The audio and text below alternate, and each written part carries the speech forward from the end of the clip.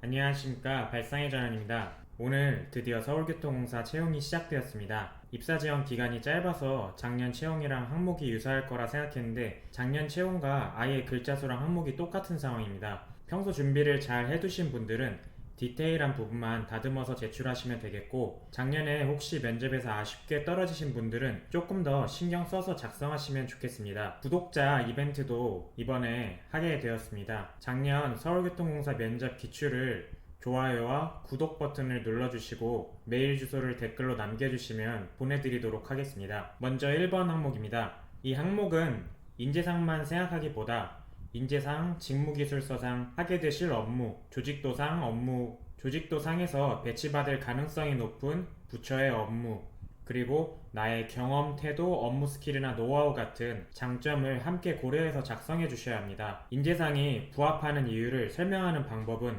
경험으로 이야기할 수도 있고 어떤 결과물 혹은 과정, 주변에 반응이나 이야기로도 풀어갈 수 있습니다. 대신 두 가지식으로 왜 부합되는지 작성해 주셔서 직관적으로 보기 좋게 작성해 주시면 좋겠고, 인재상을 얻는 과정이나 경험 혹은 사례 등으로 주장을 강화하고 인재상이 업무에 어떻게 발휘될지나 기관과의 시너지를 고려해서 작성하시면 좋겠습니다. 이 항목에서는 인재상이 왜 부합하는지 위의 다양한 방법을 고려해서 나에게 맞게 작성을 해주시면 좋겠고, 조심하셔야 할 부분은 인재상이 왜 부합하는지에 대한 설득 구조가 부족하신 경우입니다. 예를 들어 나는 A에 대해 부합한다. 왜냐하면 B이기 때문이다. 이게 논리적으로 보면 맞을 수도 있지만 사실 A와 B 자체의 연결이 서로 부자연스러운 경우도 생길 수 있습니다. 따라서 이 점을 고려하시면 좋겠습니다. 다음으로 2번 항목입니다. 직무를 수행할 때 업무별로 특성이 나뉘게 됩니다. 교대를 할 수도 있고 1근을 할 수도 있고 대민 업무가 많을 수도 있고 반대로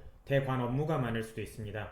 혹은 한정된 조직 내에서 같은 부서원들이랑만 업무를 펼치게 될 수도 있습니다. 사무계열은 민원에 대해서 많이 생각하실 텐데 민원 외에도 역사 운영에 대해서 생각을 할 수도 있고, 혹은 공사의 국유자산을 활용한 사업도 있을 겁니다. 기술계열은 정비나 보전 쪽은 공사 관련한 소음, 분진, 방음벽 이런 업무부터 노후 설비를 개량하고 유지보수하고 새로운 노선을 건설하고 계획하고 이런 업무가 있을 겁니다. 이런 큰 업무 단위 속에서 직렬별로 해야 할 일들이 숨어 있고 이에 대해서 조금만 찾아보셔도 연결점을 찾을 수 있을 겁니다. 글 작성에 있어서 앞에 항목과 커다란 컨셉을 연결하는 것도 방법 중 하나입니다. 그 중에서 디테일을 나눠서 앞에 인재상 항목에는 태도나 업무 스킬에 조금 더 포커스를 맞추고 이 항목에서는 그것이 직무에서 어떻게 발휘될지 실제 내 직렬에서 하는 주요 업무로 연결을 할 수도 있습니다. 서울교통공사 말고도 부산교통공사나 코레일이나 다른 도시철도공사 같은 철도 분야의 직렬별로 업무는 큰 틀에서 비슷한 경우가 굉장히 많습니다. 따라서 다른 공사의 같은 직렬로 조금 더 찾아보셔서 직무에 대해서 알아보시면 도움이 되실 수 있습니다.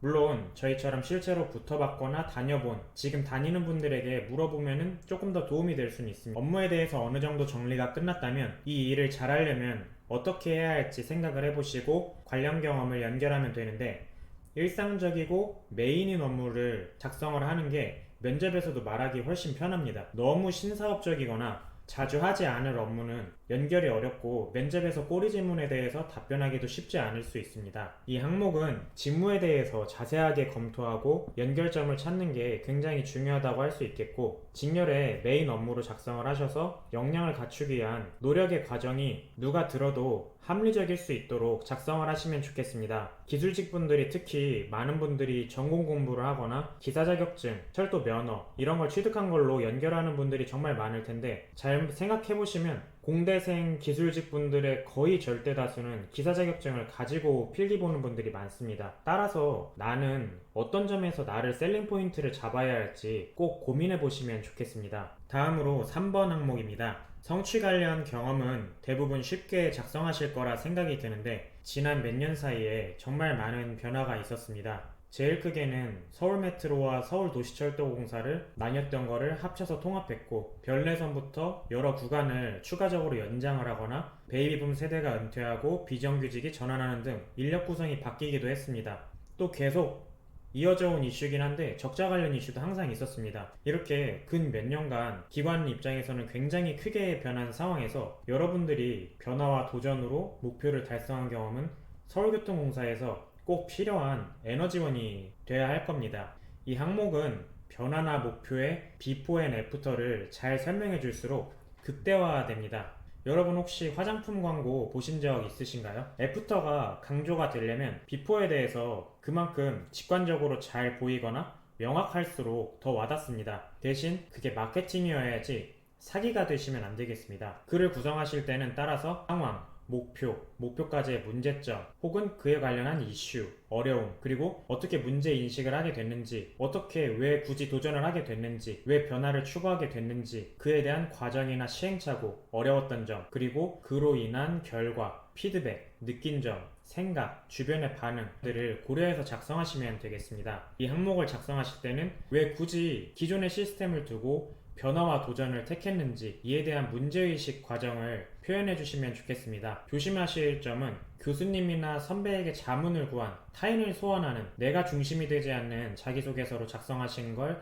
조심하시면 좋겠고, 인과관계가 너무 퀀텀 점프 되어가지고 중간 과정이 납득이 되지 않는 그런 구성이 되는 거를 경계하시면 좋겠습니다. 다음으로 4번 항목입니다. 업무를 하고 직장 생활을 하다 보면 생각보다 자주 갈등 상황에 놓이게 됩니다. 단순하게 민원인과의 갈등만 생각하시는 분들도 계시겠지만 사실은 그 같은 부서 선후배, 교대 근무의 다른 조, 코레일이나 신분당선 주식회사처럼 유관기가 담당자, 다른 직렬의 선후배, 혹은 서울시 같은 상급기관이랑 갈등이 생길 때도 많습니다. 갈등은 대화로 해결되면 참 좋겠지만 직장인으로서 서로 만나게 될 때는 서로 문서 수발신을 계속 주고받는 이런 공문 플레이를 할 때도 있고, 분쟁이 나서 분쟁조정위원회를 가는 경우도 있고, 심하면은 법무법인을 끼고 소송을 하는 경우도 생깁니다. 여러 사람이 각자의 목표와 신념을 가지고 일을 하다 보니 사실 어떻게 보면 굉장히 필연적인 일인데, 나의 갈등 경험들에 대해 한번 생각해 보시고 다음으로 어떻게 해결했는지 그 과정을 생각한 다음에 글을 작성을 시작하시면 좋겠습니다. 대인관계에서 한 가지 솔루션으로만 갈등이 해결될 수도 있지만 사실 여러 가지 솔루션이 상황이랑 같이 맞아떨어지면서 해결될 때도 있습니다. 그리고 여러분들이 또 생각하시면 좋을 점은 면접에서 발언하기 좋거나 어필하기 좋은 소재도 분명히 있습니다. 여기서 따라서 중요한 것은 how입니다. 어떻게 상대를 이해하고 해결하기 위해 어떻게 접근했는지, 이 점을 조금 더 생각을 하고 작성을 하시면 좋겠습니다. 실제로 여러 과정이 있었음에도 초반 상황 설명만 하다가 글자 분량을 놓치면 인과관계가 떨어져 보일 수도 있습니다. 이 항목에서는 상대에 대한 이해, 양보 혹은 설득, 시행착오처럼 갈등에서 나의 어떤 역할이 있었는지 구체적으로 작성해 주시면 좋겠고, 회의를 주선했다, 아이디어를 제안했다,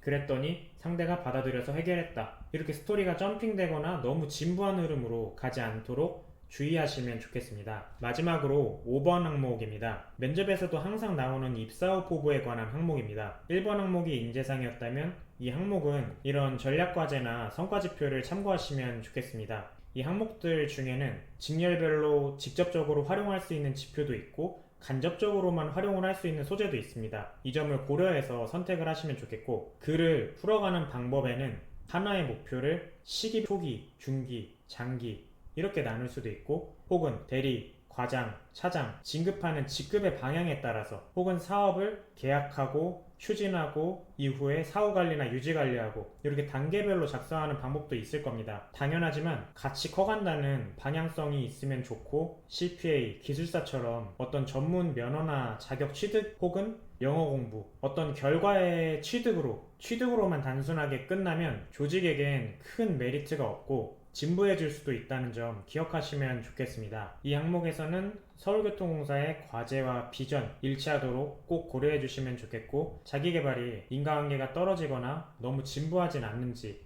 꼭 생각해 보시면 좋겠습니다. 서울교통공사는 제가 인턴을 하던 기관이기도 하고 18년도부터 계속 합격자를 배출하고 있는 기관입니다. 여러분들도 원하는 기관에 합격하시기를 기원하겠습니다.